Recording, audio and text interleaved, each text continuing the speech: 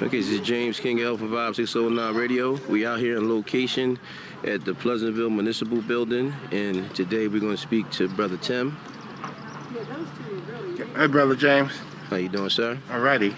I'm here because we need to raise awareness in Pleasantville of an issue that would impact us all if we don't get on it and become more aware of it.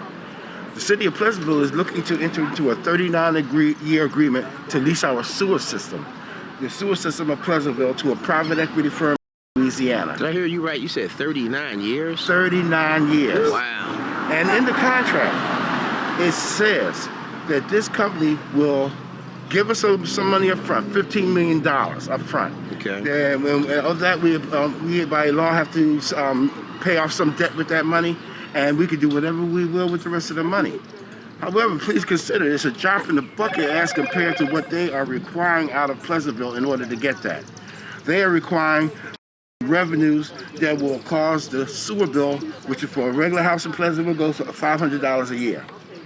It's easy to see, and by examples of other places where they've done these deals, it can go from $500 to $1,000 to $2,000, and there is no limit as to how high your sewer bill can go.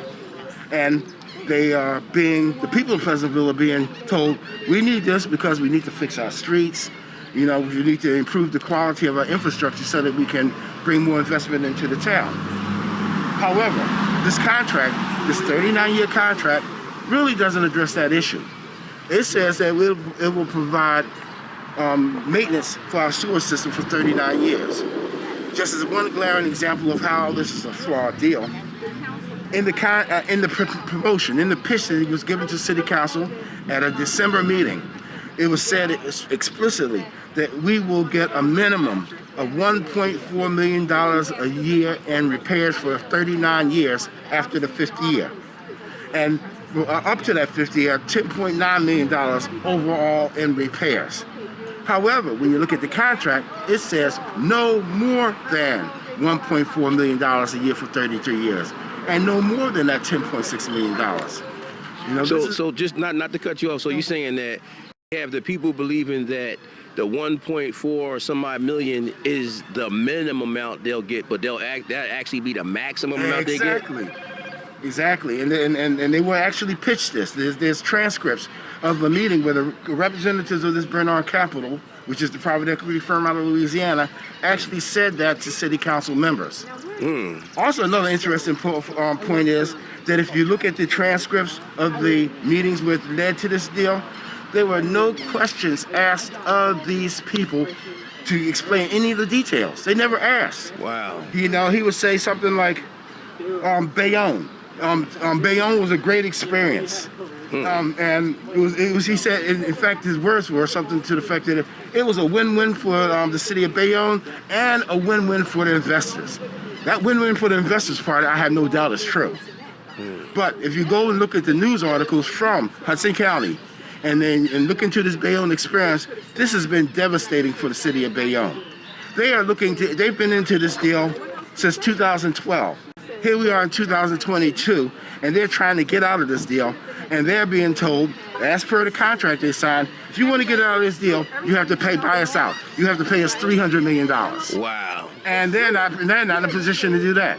And our contract, the contract that they're proposing to sign, which we hope that they don't sign, they're saying that the city, if the concessionaire, which is the middleman in this deal, defaults, we have to give back that $15 million we got up front, plus up to $10 million more.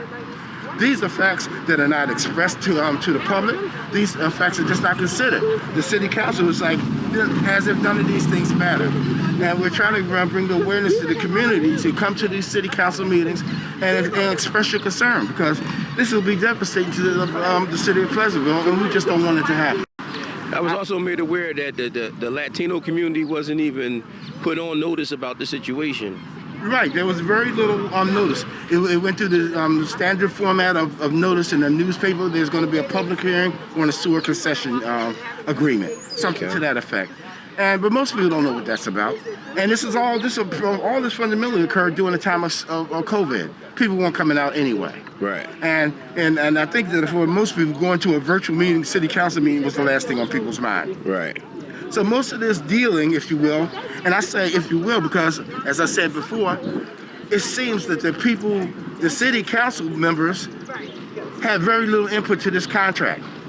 And another thing that substantiates that is that the representative from Bernard Capital, or Suez, who is a wastewater utility company, said in the December meeting that the deal they're offering Pleasantville is just like the deal that they had offered Bayonne. And so it's saying that it's the same kind of language, which is what you can see in it. Right. But it's a nightmare. When you challenge them on it, all they have to say is, well, your people agree to it. It seems like Pleasantville City Council members want to take credit for coming up with this great deal where they actually had no input into the language which they're ready to sign under. Wow. And we just see it as a very devastating thing for Pleasantville, and we're just trying to put an end to it because we don't go there. Since all this occurred, we've had the Biden infrastructure bill, and other things have come down the line that I think the city, and it's been stated in the city council meetings by the mayor and others that they are now pursuing those avenues. They said at the time they gave this deal consideration, which was several years ago, they saw no other options. They put out a bid for this type of work, and this company is the only one that responded. Wow. So they're going with them because they're the only one responding. But that doesn't say that's why they're the only one responding, because they got a scam for us. Right. And we're just trying to get, it's hard to get the city council members to see it. We originally, all 7 members, they kind of just went along with it. But once we started bringing the information out about it, 3 of the city council members have now rejected it and said that they will no longer support this deal. Excellent. But then we still have to come up with 4 in order for a motion to be brought to reject this whole deal altogether.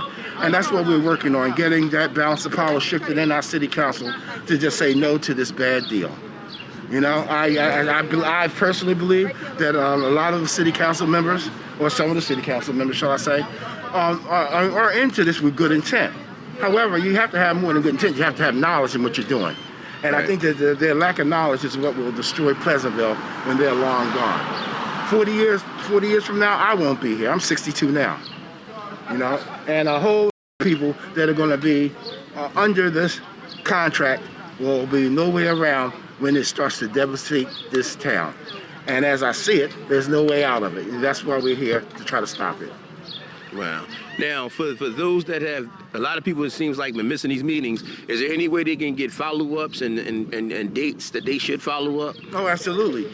On YouTube, Pleasantville Channel 97. That's Pleasantville Channel 97 on YouTube? Yes. Okay. Go to YouTube, search for Pleasantville Channel 97. You'll find there the city council meetings. Look especially for the September 6th meeting of 2021, where these people first came into Pleasantville to pitch this deal.